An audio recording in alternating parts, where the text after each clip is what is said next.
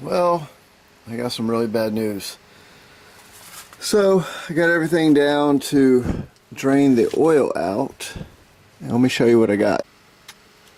Yeah, it's not looking good.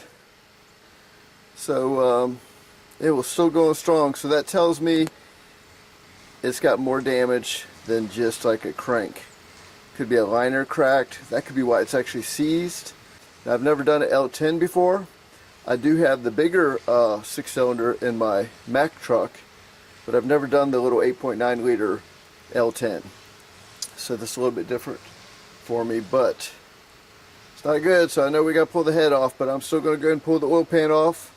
I'm already there. I'm going to go and finish draining it, get all the oil out, and we'll see. Maybe we got lucky. Maybe the crank's good and it cracked a liner. Maybe if he put dirt in the engine, in theory, the filters should have caught most of it. But I mean, that means he had to put it in the down tube. Didn't really go in the top, but it's still got to cycle through the oil pump, into the filter, and then through the engine. The injectors can get it, rockers, all the stuff that the rockers rotate on. I mean, dirt in the engine can do all sorts of damage. Camshaft, all the camshaft bearings. So, yeah. But this right here says a whole different story. This, to me, is telling me we got a cracked liner in there. So let's get this tore down and see if we can see from underneath what's going on. Let's go number 2. See how much coolant this thing actually has in there.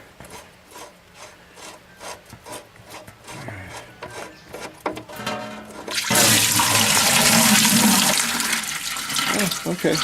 So 1 bucket full for the oil now. Let me plug this back up. Keep these separate.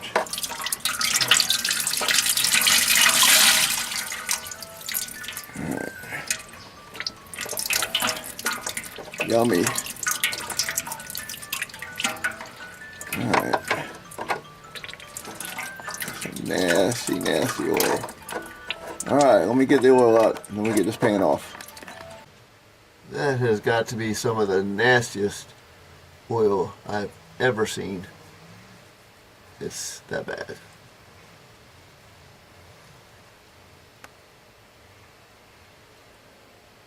Yeah. Alright, we'll just drain this out so we can take the pan off. Alright, that is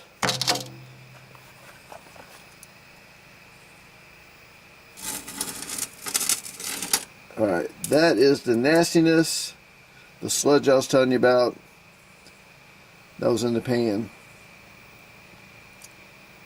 I was kind of expecting to see all sorts of metal shrapnel and just pieces of rod in here, but I did see something that was partly promising, but at the same time, pretty sure I found the problem. So let me show you. Alright, I got under here and I was like, well, dang. Everything looks normal. It's not even burnt looking. So I started to inspect a little bit better, and actually, shockingly, the pistons and the rods, this is some stout freaking rods, let me tell you.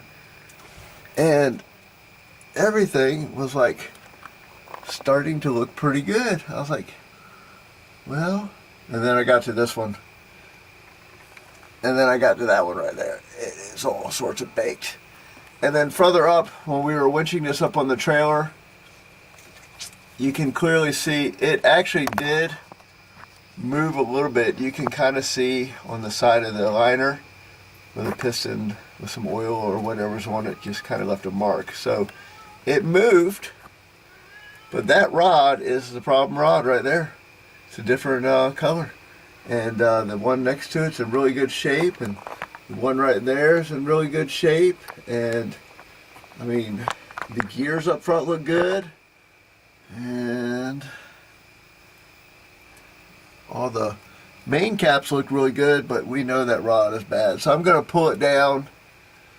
All the rod all the main caps actually look normal, no discoloration, so I think they'll be fine. I mean, that's actually shockingly, for as nasty as that oil was, I mean, look how clean the block is for the most part. I'm kind of in shock. But we know that's the problem guy right there, so I'm going to disconnect that tomorrow.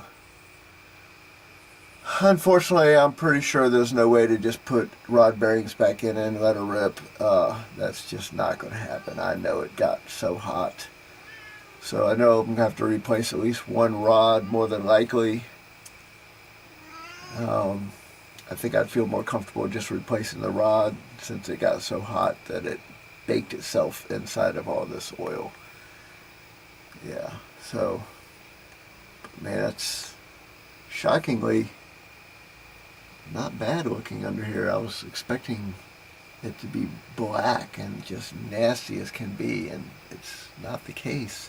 It's almost like someone rebuilt this just prior to that right there. So I'm very curious.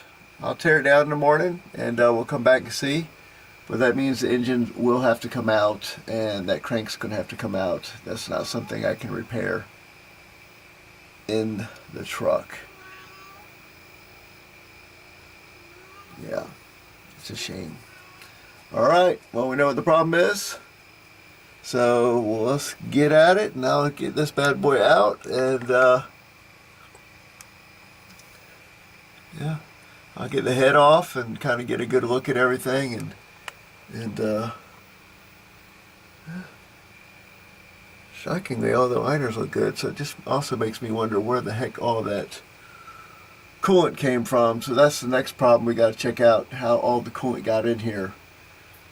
Yeah, so I might have to like top off the system with the coolant and or water and just see where it starts dripping from, because I do want to know before we tear this down even more.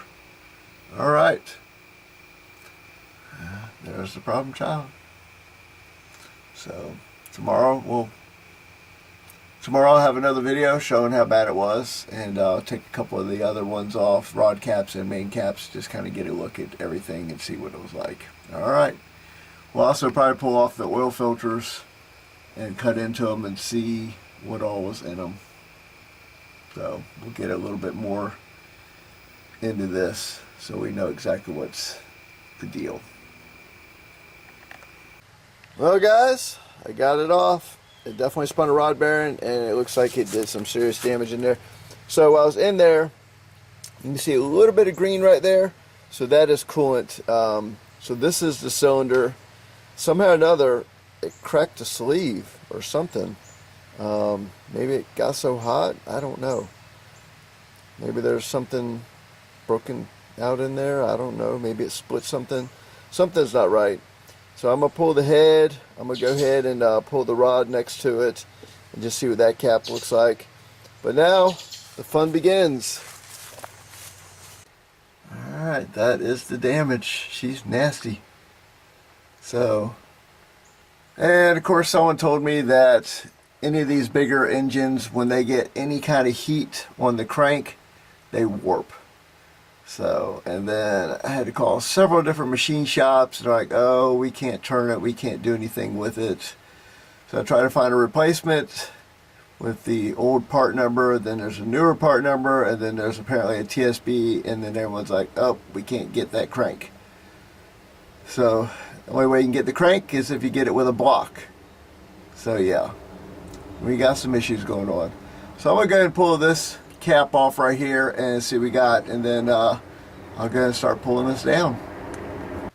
That's a shame. I just got the other cap off and it actually looks good. It looks like it's all pitted up, but that's just oil from it sitting in the antifreeze and all the stuff for sitting for so long. But the crank has no grooves, no scratches, no nothing in it. And then you got that guy.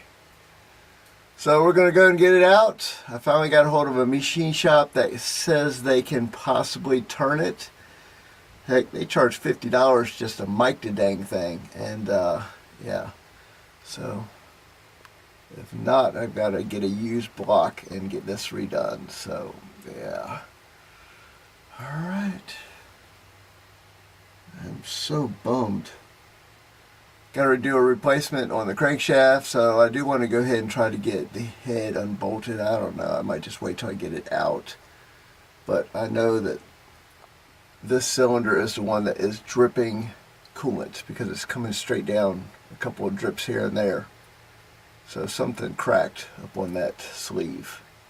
Alright, next step, front clip off, radiator out, and I'll start unbolting a lot of the accessories and getting it ready to go.